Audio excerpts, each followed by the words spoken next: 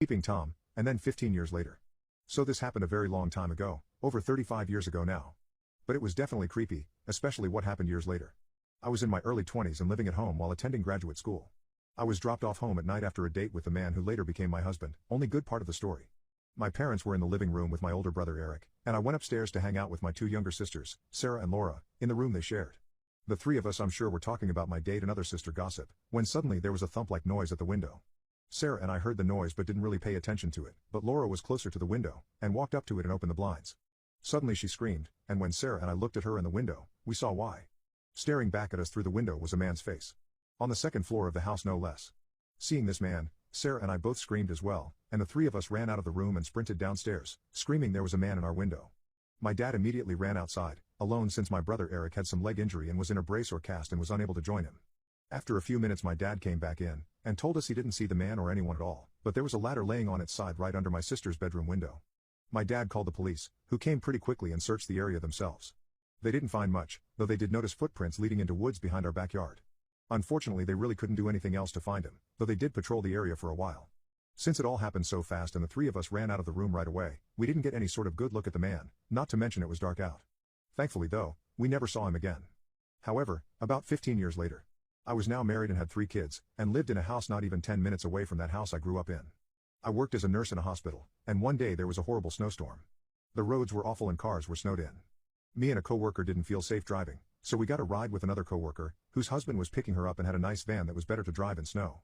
Not far from my first coworker's house, we saw an older man, looking like he was in his late 60s, walking alone.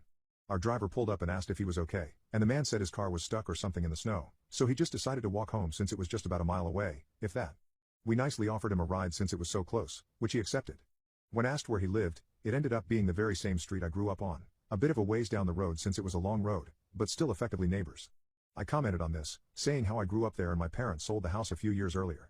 He asked which house exactly, and I told him. He looked at me and said, "You lived at 4X? Wasn't that the house that had a man looking in the window?" Taken aback I said it was.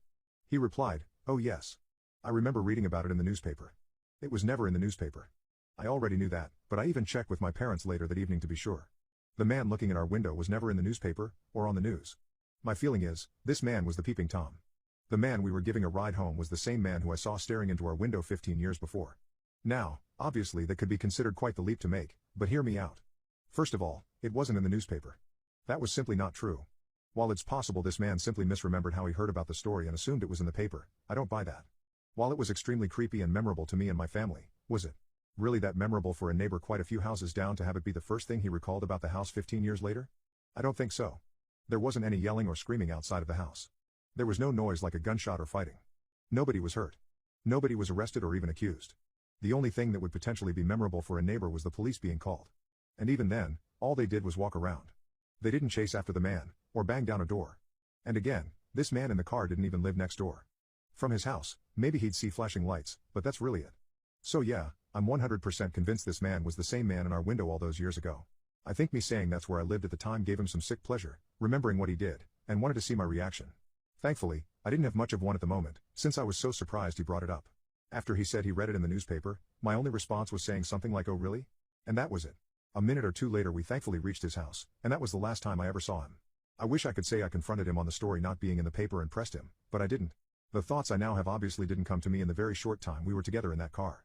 But after thinking about it later and talking to my parents, I was convinced. I asked my dad if he knew the guy at all, and all he really knew was the guy's name and he was married, at least at the time when we lived on that street. Obviously we couldn't exactly do anything about it, though my dad and brother would say they'd like to go confront him about it. Now all these years later, it's something my siblings and I will occasionally talk about and even laugh about a little bit, like teasing my brother about being unable to go look for him. Though it doesn't change the fact that it was a genuinely terrifying night. My sister Laura, who opened the blinds and was essentially face to face with him, still to this day pins her curtains shut at night, keeps her blinds closed at night, and refuses to look out of the window when it's late at night. And even writing this over 35 years later gives me a bit of a chill, especially talking to the man in the car 15 years later. If I'm right and he was the creep, how often did he watch us through the window? Was it the only time, or just the final time? I won't say I'm happy he's no longer alive since as sure as I am, I can't really know it was him for a fact. But I certainly don't feel sad about it either.